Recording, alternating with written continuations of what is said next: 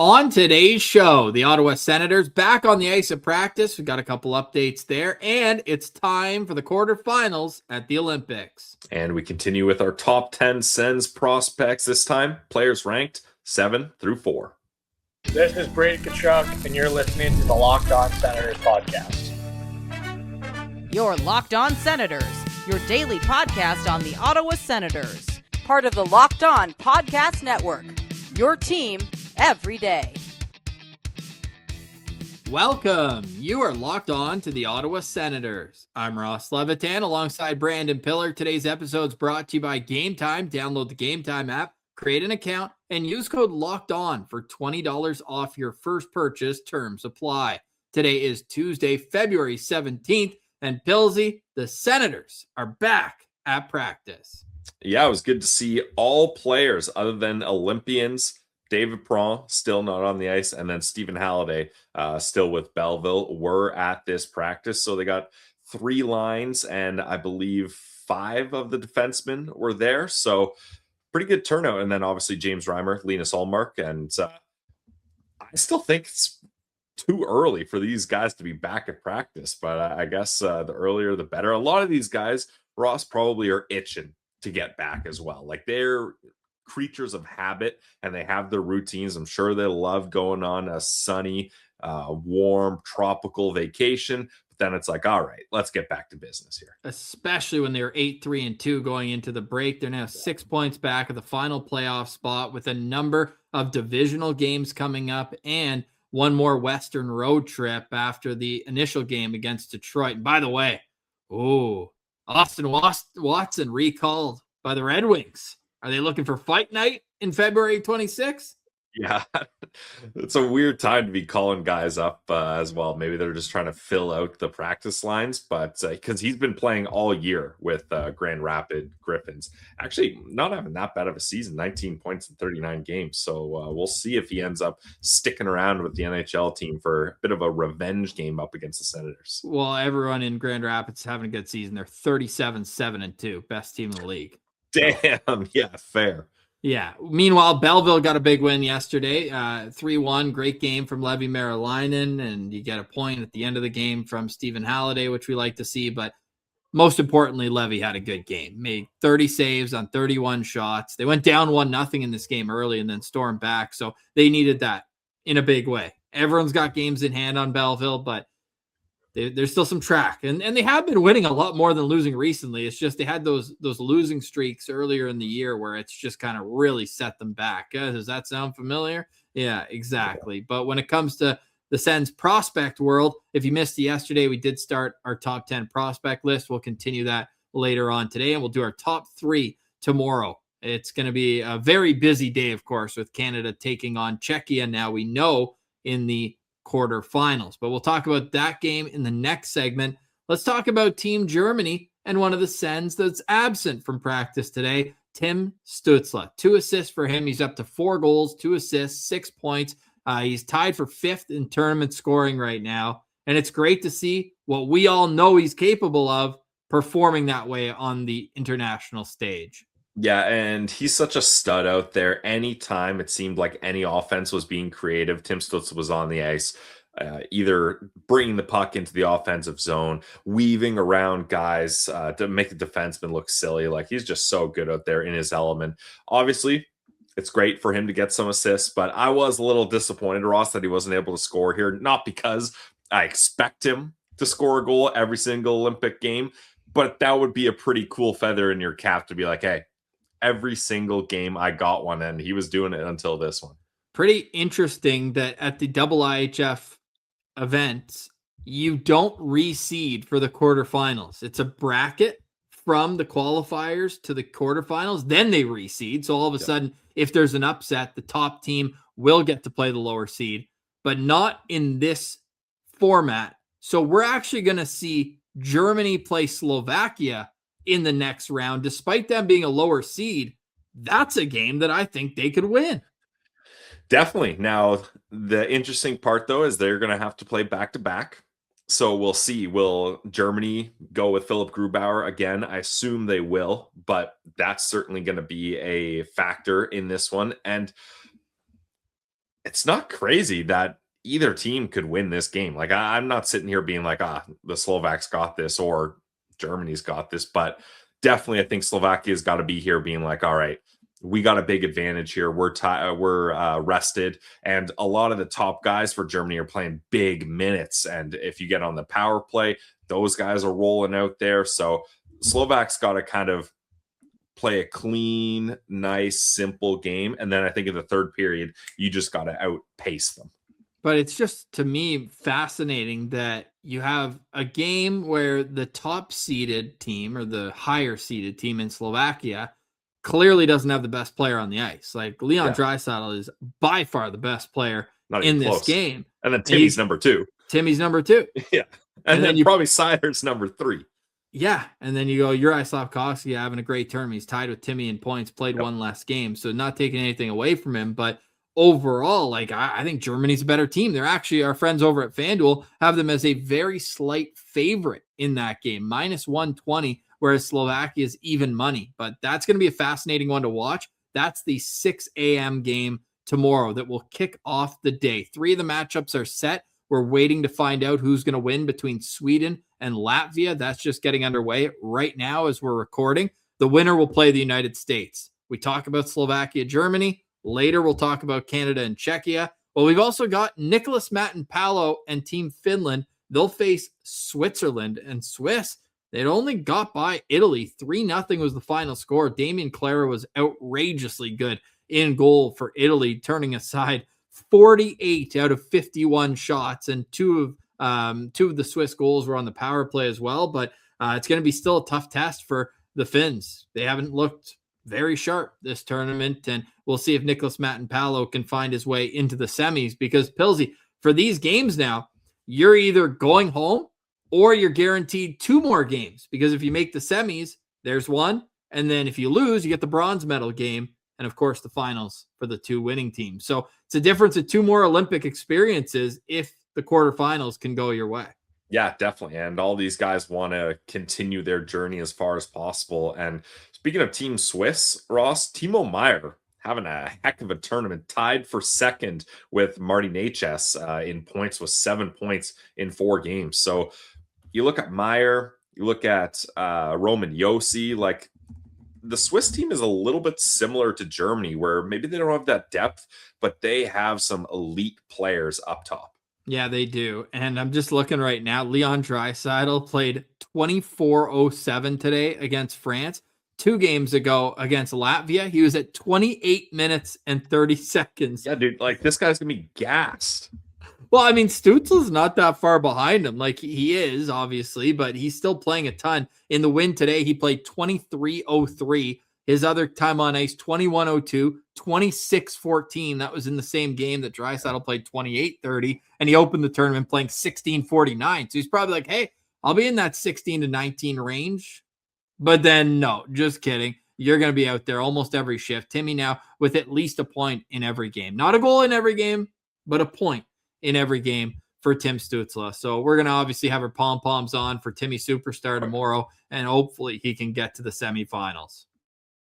Yeah, I would love to see Team Germany get to an opportunity where they can be medaling, because obviously it was when there was no NHL players, but not the last Olympics, but the one before that, they were in the finals up against the Olympic athletes of Russia, and they would have won that game if they don't miss a slap shot wide and it wraps around, and then Russia scores on the empty net and then eventually wins. Like, they were, again, different circumstances, no NHL players, but as far as like a country and international success, they were right there for that gold medal. So they definitely want to be back on the podium.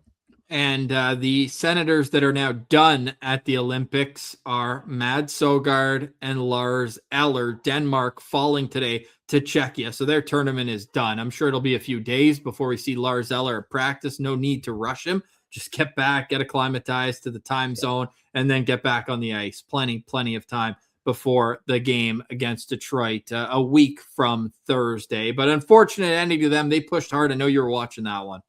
Yeah, I caught most of it, and it was a back and forth game. Denmark, just when you thought they were out of it, they found a way to get back in, and they scored some sick goals. Like Alexander True scored a nice goal in tight on a give and go play. And then what's that kid's name? Olesen? Olsen. He's a kid. He's 31. Oh, sorry. Hey, a year younger, 2 years younger than me, Ross. What a kid. He scored an absolutely beautiful goal. Like Czechia didn't give them a lot of space. And when they did, they capitalized on it. So it's a tough one for the Danes because they probably are looking back being like, that's one we could have got right there. But Czechia has some elite talent. I mean, Marty Necas scored an awesome goal on the power play. Freddie Anderson, 2 goals, beat him high glove, and that was kind of it. And I want to make sure I get this guy's name right. Roman Cervenka, the captain. Chervenka, pardon me, the captain for Czechia.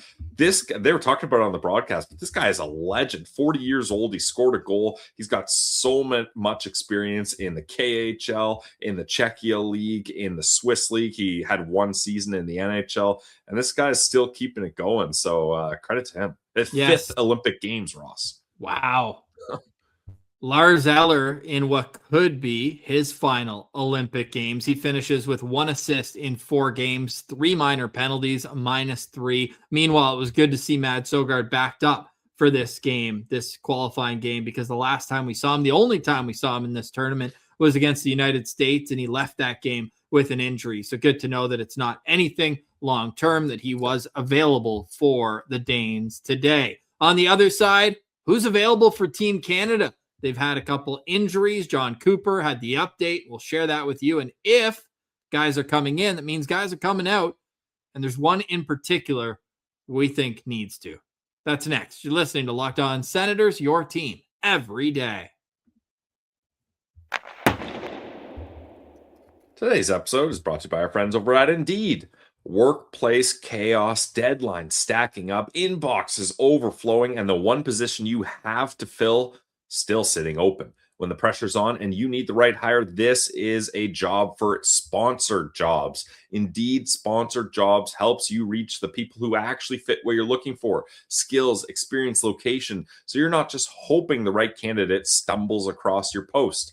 And here's a stat that says it all. In the minute that I've been talking to you, companies like yours made 27 hires on Indeed, according to Indeed data worldwide. So if you're hiring, spend less time searching and more time interviewing candidates who actually check all your boxes with Indeed sponsored jobs. Spend less time searching and more time actually interviewing candidates who check all your boxes. Less stress, less time, more results. When you need the right person to cut through the chaos, this is a job for Indeed sponsored jobs. And listeners of this show will get a $75 sponsored job credit to help get your job the premium status it deserves on Indeed.com/podcast. Just go to Indeed.com/podcast right now and support our show by saying you heard about Indeed on the Locked On Senators podcast. Indeed.com/podcast.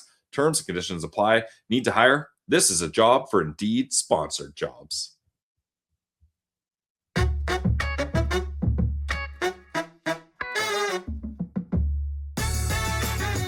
Thank you for making Locked On Senators your first listen each and every day and helping us become the #1 sports podcast network. You already make us your team every day. So let's go ahead and join the Everydayer Club. $5 USD a month, $50 USD a year. Really helps us out, as well as giving you ad-free content directly to your device where you listen to podcasts. It'll also give you membership to our members-only Discord. Pilsy, one more really nice note from that Germany game with Tim Stützle. They beat France 5-1, and France was only in this tournament because Russia was barred from it. They were the 12th team allowed in out of 12. Pierre-Edouard Bellemare, a longtime NHLer, 700 games, was the captain of France, 40 years old. He's playing back overseas now, obviously on the 18th hole of his career. And after he said, I'm done. Then he turns around and you can tell he's pretty emotional. And there's Tim Stützle walking by, gives him a big hug. I thought that was some nice Olympic spirit by Timmy. Yeah, that's awesome right there. That's a guy that's been in the NHL a long time. I feel like he's well liked by his teammates wherever he was playing. And it's a tough one too, Ross, because the next Olympics are in France. So that's one where he would love to stick around. But I mean, we talked about Chervenka. If he sticks around for a 6th Olympic game, he would be 44 as well. But playing in the Olympics as a 44-year-old is not easy to do. So maybe he'll be on the bench. Yeah, true. It would be great coached for sure.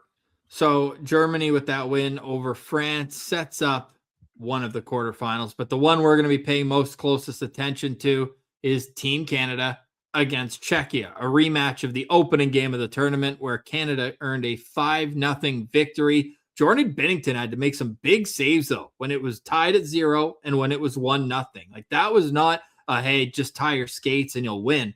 Czechia is a good team. I believe I had them to win the bronze. So now they can't even get out of the quarterfinals the way things have worked out because they're going up against the juggernaut Canadians. Easy. I'm not like you. I'm not like the people who are afraid of the Czechia jersey because of the World Juniors. Those are kids. We got a guy who's World Junior eligible, but he ain't a kid.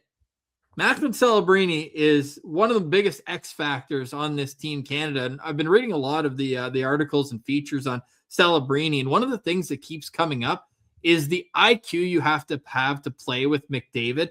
It's so different than everyone else because he's moving 100 miles an hour everywhere. And they're just saying like he's winning every little battle. And you see it when you're watching him. Like he's not the puck carrier. And of course he shouldn't be when you're playing with McDavid. But for him to be able to mold his game from in San Jose where everything goes through him up the ice and he's the guy dominating control, for him to be able to turn into this like through touch, little play, little area game plays with McDavid and then having Wilson, it's incredible to watch. So when you have that line going, would you start it with Wilson or McKinnon at right wing for the quarterfinals?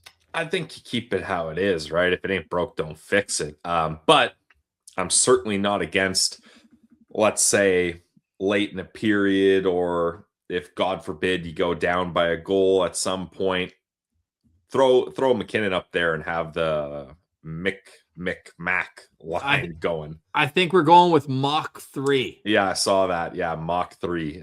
Shouldn't it be Mick 3? Wouldn't it be Mac? Mac 3? Yeah, because Mackin and Mackling, I know McDavid, the Mac Paddywhack line. Yeah, something like that. There's a lot of options there, but either way, that line is absolutely filthy. How about just the ones? Like your first line, they're all first overall picks. The ones out there. Yeah, get them out there. Except then Sid's like, wait, I'm the OG one. Like, can I play? Well, on the power play. Yeah, but that's a line that doesn't get touched. Crosby, Marner, and Stone. Like they are chiseled in stone on that line. But other than that, like it hasn't worked having Nick Suzuki at right wing with Hagel and McKinnon. It just hasn't had the same pop that anybody's looking for. So that's why I know he's probably going to keep it in his back pocket. He laughed when Pierre LeBrun called it the nuclear option that Canada has to put those ones together. Yeah. But I think you started out with Tom Wilson up there at right wing. Mm-hmm. Have that physicality, not to mention the more reps that he gets up there. It gives you that option later. You know that the ones are going to work. It's going to work. So the next question then is, how do you get McKinnon going? Hilarious to say that. He has 5 points in 3 games so far, but he hasn't looked like the McKinnon that we know that can take over games. How would you line him up if that's your second unit over the boards? Yeah, like you said, he's got 5 points. Do you need to be doing anything drastic or different? Like, I honestly think you keep it status quo and keep things rolling. Like, this is a team that's steamrolling teams right now, and he's going to figure it out on the power play. He's going to get his opportunities to play with the guys there. Like I said, I think once in a while you can pop him up with the other ones, but I would probably keep that line pretty similar. Now, the thing that changes all this is Brad Marchand is confirmed coming into next game. So the question is, when you got a team of juggernauts in here, sure, you got one guy coming in, but that means somebody's got to come out. Maybe. Because Sam Bennett also didn't practice today. I think that if he's not 100%, it could be as easy for Coach Cooper to just say, look, Sam, if and when you get back in the lineup, we need you to be as robust and physical as possible. It's going to be in one of those games. maybe against the States if it does get there in the finals, you can plug and play Sam Bennett. But I've really liked Bo Horvat's game. He's not coming out for me. The speed, the face-off ability, he's a guy you want to keep in the lineup. There's been a lot of talk about Nick Suzuki. I'm also okay with what they did at practice today, which was move Suzuki back to center.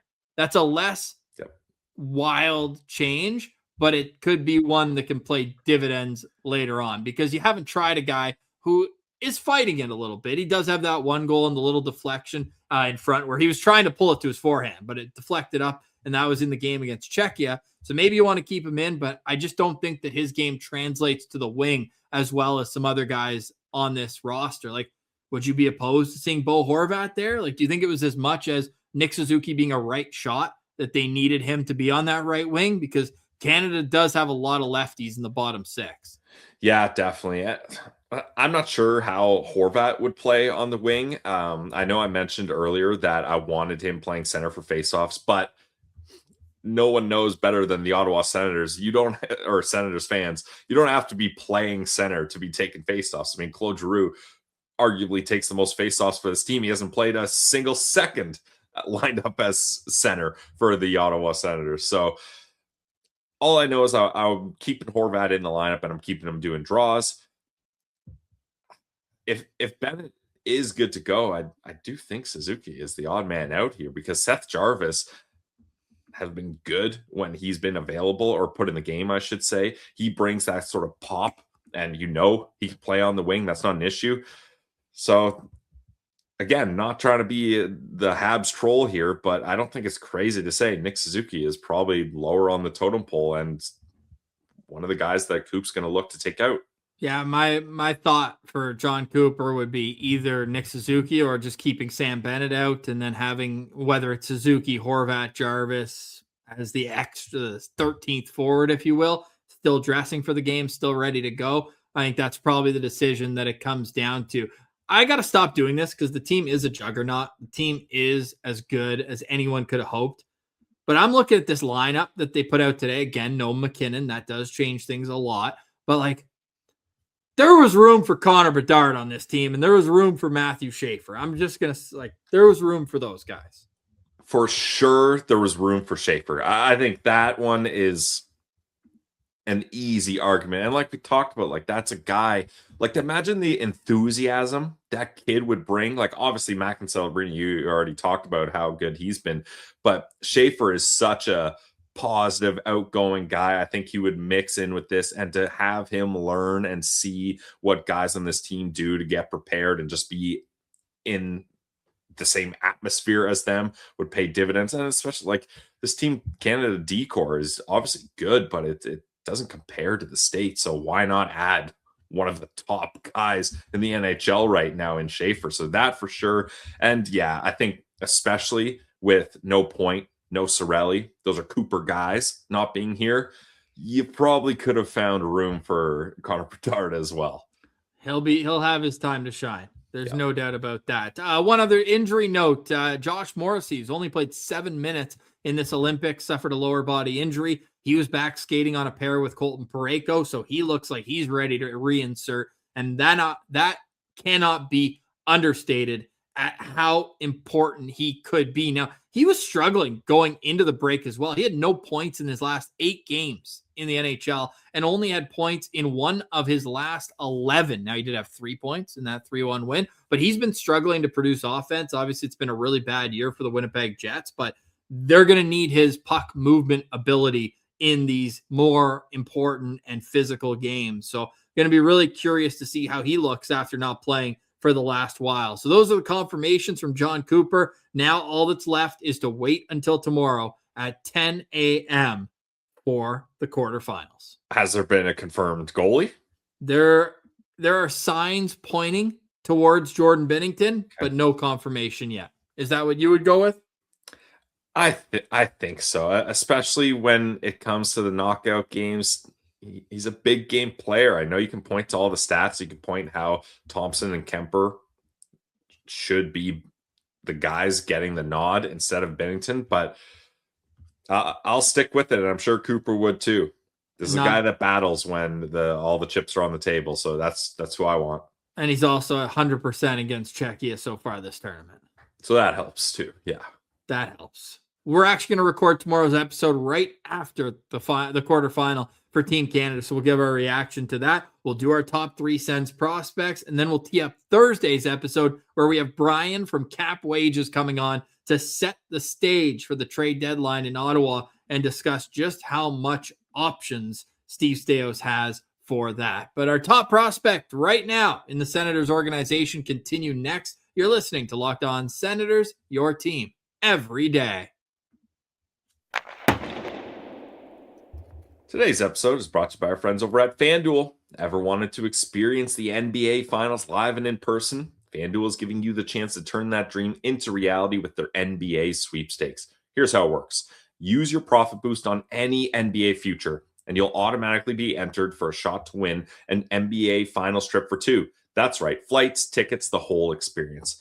If you're already looking at the board and thinking about which team can make a deep run, this is the perfect time to lock in. I love getting future bets in this time of year, whether it's picking a team to win the championship or grab a conference title. It adds that extra layer of excitement to every game down the stretch. And now, not only can your pick win, but can also send you to the finals. And we're locked on to the Olympics right now. Latvia, Sweden happening, Germany, Slovakia, Canada, Czechia, Canada, minus 1,000. Favorites on the money line, and then Switzerland, Finland too. So go check that out at fanduel.com. Use your profit boost on any NBA future and get entered for your chance to win a trip to the NBA Finals. Play your game with FanDuel, the official sports betting partner of the NBA. Today's episode is also brought to you by our friends at Game Time. There's nothing like being in the arena, the crowd, the energy, the moment. Getting tickets, though, that part hasn't always been so simple. That's why Game Time has become the go-to app to score tickets fast without the hassle. Puts the advantage back where it belongs with you, the fan. Pulled up the Game Time app because I know I'm going to the CTC on March 14th. Tickets, so easy to find. Love that it's all in pricing. No surprise fees at checkout. And I'm a big fan of seeing exactly the view from my seat, so I know I make the decision I need. Great last-minute ticket options, too. NBA tickets, NHL tickets, they show up at solid prices. Everything feels quick, intuitive, and stress-free from start to finish. Take the guesswork out of buying tickets with Game Time. Download the Game Time app, create an account, and use code LOCKEDON for $20 off your first purchase. That's code LOCKEDON for $20 off. Download the Game Time app today. Remember, it's gametime.co, not .com. Welcome back, Locked On Senators, your team every day, part of Locked On Podcast Network. Local experts on the biggest stories 5 days a week. If you missed it yesterday, we began our winter 2026 edition of our Locked On Senators Top 10 Sens Prospects. We ask around, we watch the film, we look at our old lists, and we make adjustments accordingly. So far, we have Tyler Boucher at number 10, Oscar Pettersson at number 9, and at number 8, the first goalie appearing on our list, Luca Beckman.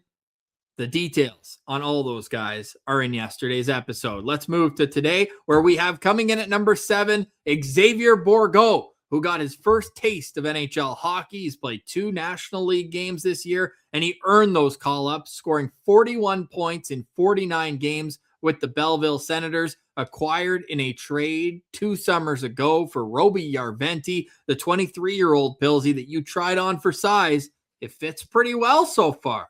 This is my guy, Ross. I told everyone in the offseason, hey, I know Xavier Bourgault. There was a lot of excitement when he was traded for Roby Järventie as a first-round pick from 2021. Things weren't going great for him in Bakersfield in his year before with only 20 points. And then he didn't exactly pop off in Belleville either. 61 games, only 26 points. But this year, he's found his stride. Like you mentioned, 41 points, 49 games. But Bourgault does a really good job of being able to score in so many different ways. He scores on the power play. He's got a couple shorthanded goals as well. He got a 4-on-4 breakaway goal in one of the highlights I watched. He can score on rebounds in tight. He's got a nice shot. This is a really good, well-rounded player. And he's got some looks in the NHL, 2 games. We'll see if he gets some more down the stretch here. But I really like this player, and I think looking back at it, Roby Järventie, I don't know what his future would have held. I still like his potential, but I think Bourgault has a more feasible chance at playing NHL games sooner. Yeah, he's versatile too. Grew up playing center. Now he's a right winger, right shot, very creative in the offensive zone. And it's been good to see him click. No matter what line he's on in Belleville, it feels like they're getting offensive opportunities each and every night. So you fought for him to be on this list in the summer at number 9. We ended up putting him on there, but he very much deserves his spot here in the top 10. He's coming in at number 7 here. You'd like to see him just continue to round out his game. This will be his final appearance on our top prospect list. He turns 24 going into the summer. So this is a big second half for Xavier Bourgault. Just like we said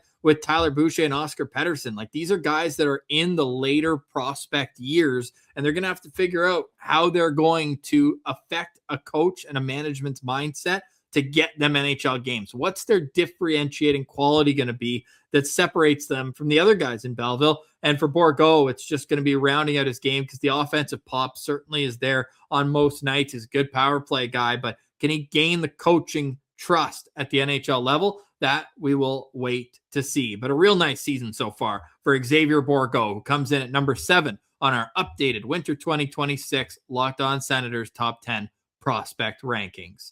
Coming in at number 6, it's Jorian Donovan. We're sticking with the Belleville Senators here. The 5th round pick from the 2022 draft has had a very slow and progressive rise where he was in the Ontario League. He gets moved to a contender, wins a Memorial Cup, and then it was like right back to ground zero at the American Hockey League level. He struggled at the start. He found his footing, and now he's relied upon as their top shutdown guy.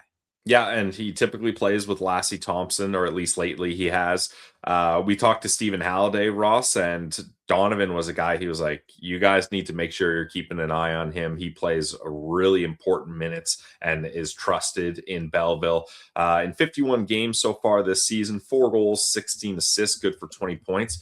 And that's consistent growth because last year in 64 games, he only had 12 points. So 13 less games, and he's already got 8 more points. Doing a little better in the plus minus category as well. Last year, -9, this year, -3. And this guy he's feisty, Ross. Like he'll chuck knucks. I was watching one of the highlights of one of his fights this year, and it didn't start out great for him this tilt, but then he figured it out. He got some momentum and he landed a couple punches himself. So Donovan is a good two-way guy that has some scrappiness to him. Really scrappy. You could see him slotting in the next couple of years as a bottom pair defenseman that can play hard in front of his own net, but also makes a good breakout pass too. And I think there is some untapped potential there offensively, and we'll see if he gets into any of those roles with Belleville. But I mean, he's almost doubled up his point total from last year, and he's played 13 fewer games at this point of the season. A lot of his penalty minutes, he's got 49 of them right now, are with those, hey, I'll go and you'll go, whether it's for 2 or 5, whatever it is. He's usually taking guys off with him, but you do want to make sure that he's playing a clean game around his net too, because he is a guy that I think you can see that there's still growth for him. Like he's 23, but it is only his second season playing pro hockey. So I do think that it's still an adjustment for him, but I do think that this year has been a very positive sign for him. And I wonder if he's a guy that teams will be asking about when Ottawa is trying to make a trade at the deadline, saying, look, if you're being so stingy about those 2 first-round picks in Yakimchuk and Hensler, we want a defenseman from you. And if your left side is going to be Sanderson, Chabot, and Clevin for this foreseeable future, is there a role for Jorian Donovan to slot in the NHL level with Ottawa sooner rather than later? We'll see. But he's a guy who I think does have NHL level potential and will work his way to get there. He's been consistent on our list. There was just that one winter one last year where we left him off the top 10, and that was just because the adjustment to the AHL was really noticeable for him, but he's found his footing since then and comes in at number 6 on our rankings. Coming in at number 5, it is Blake Montgomery, one of our favorite guests that we've had on Locked On Senators, an infectious personality and a big body moving from the OHL to the NCAA ranks. He's 6'4", 182 pounds. He's playing with Wisconsin, the Wisconsin Sens, and he had a little stretch of offensive pop but there has been some growing pains for him as well going to college hockey. Yeah, and I mean, kind of similar with the progression of the Wisconsin Badgers as a team this year, right? Like they started off just on fire. Everyone was saying, oh my God, is this team going to be one of the top teams in the country? And then they kind of cooled off now. And I think Blake Montgomery has also cooled off. Like looking at his game logs, Ross, since January 15th, he only has points in 3 games and it's 3 assists. Like he's really cooled off here. But that's not to say he's still on the right path. He's able to score highlight reel goals. He's got such a big shot when he gets time and space. And with that 6'4", 180-pound frame, in college, you can't get him out of the slot when he's battling for loose pucks or trying to find good positioning and defensemen are trying to box him out. It's not easy to do. So I still think there's so much potential for this kid. We love his game. He's used to winning wherever he goes and putting up points wherever he goes. So I think just the adjustment of NCAA as a freshman, I think he'll round out a little bit better as a sophomore. He had 12 points in an 11-game stretch earlier this season. Yeah, so that makes sense there. Yeah. All but 3 of his points in an 11-game stretch. So that had to feel really good for him. But then it gets to the grind of the NCAA season. He's at 30 games right now. He obviously got a real taste of a loaded schedule moving to the CHL where they play a much more NHL level schedule, plus those 17 playoff games, plus the Memorial Cup on top of that.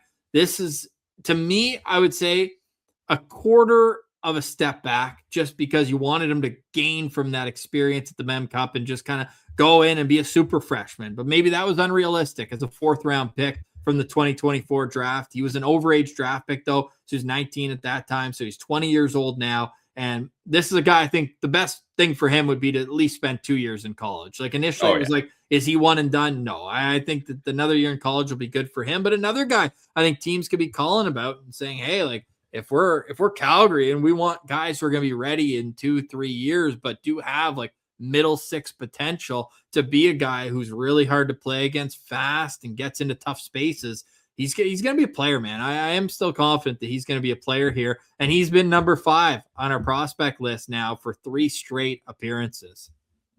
I mean, that's a good place to be for a 4th round pick.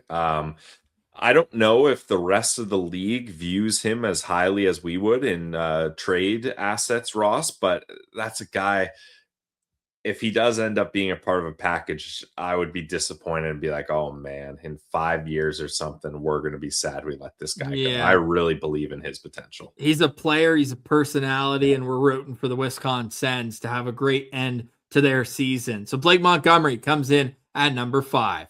Coming in at number 4, we're sticking with the Wisconsin Sens. Unfortunately, Logan Hensler has been dealing with an injury that sidelined him for the last little while. But the good news is that when he's been in the lineup, he's been playing top 4, and his numbers have improved drastically from last season. Yeah, I think, well, yes. I guess, I don't know if I would say drastically, but in 9 less games, he's equaled his point totals from last year, 12 points, 4 goals, 8 assists for 12 points. He's certainly become a much better player defensively. Last season, he was a -13. This year, he's a +6. And we talked about it in a lot of our talks with scouts and in our prospect profiles.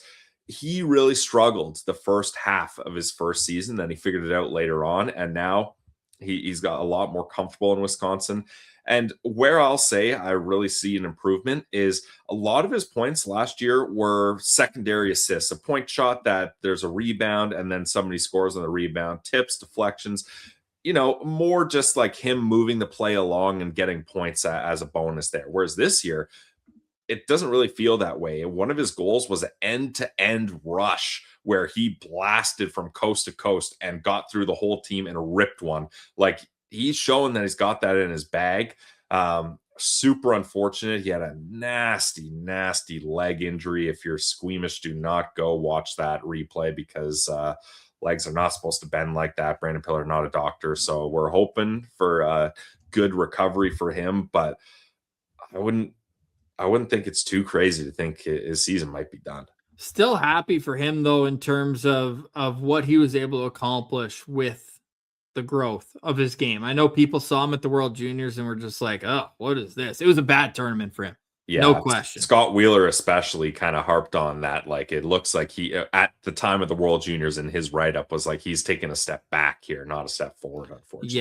Yeah. Now, it is worth noting that out of his 20 penalty minutes, 10 of those came in one game where he just got teed up for 10. So he's only taken 5 minor penalties in 23 games this season. So he's not a guy that's out there chasing and hooking and tripping. Like, he's such a good skater that he's able to defend one-on-one really well. So he told us last summer when he came on that the offensive side of the game was really something that he was working towards. So let's hope that it can be a situation where Logan Hensler's back. Like, on February 6th, our guy Todd Malewski from Wisconsin said they haven't set amount of time for Hensler, but they're guessing it'll be maybe the rest of the season. Yeah, it was just so unfortunate. And look, maybe people are listening, watching this, and being like, Logan Hensler is your number 4. Like, I had him as my number 2. Heck, our coworker Sebastian High works with Elite Prospects and has his own show.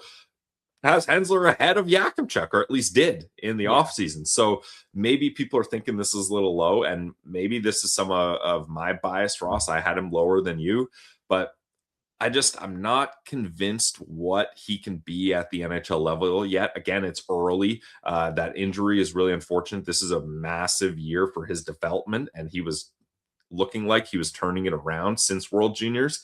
But I just think our other top 3 players, I can see clear visions and paths to what their potential might be.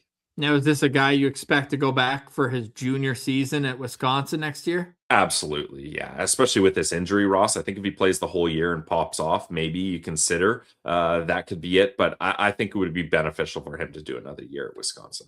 Logan Hensler was number 3 on our top 10 Sens prospects in the summer. He moves down 1 spot to number 4. So, to recap, Tyler Boucher comes in at number 10, followed by Oscar Pettersson, Luca Beckman, Xavier Bourgault, Jorian Donovan, Blake Montgomery, and Logan Hensler. That leaves the top 3, which we will do on tomorrow's show. We'll also have a recap of Canada's quarterfinal against Czechia. Pilsy, any final thoughts on today's show? Final thoughts for me is I've been looking at the total medal count for the Olympics, Ross. Which I learned it's not the way to do it. Yeah, that's fair, because they you either win or you don't.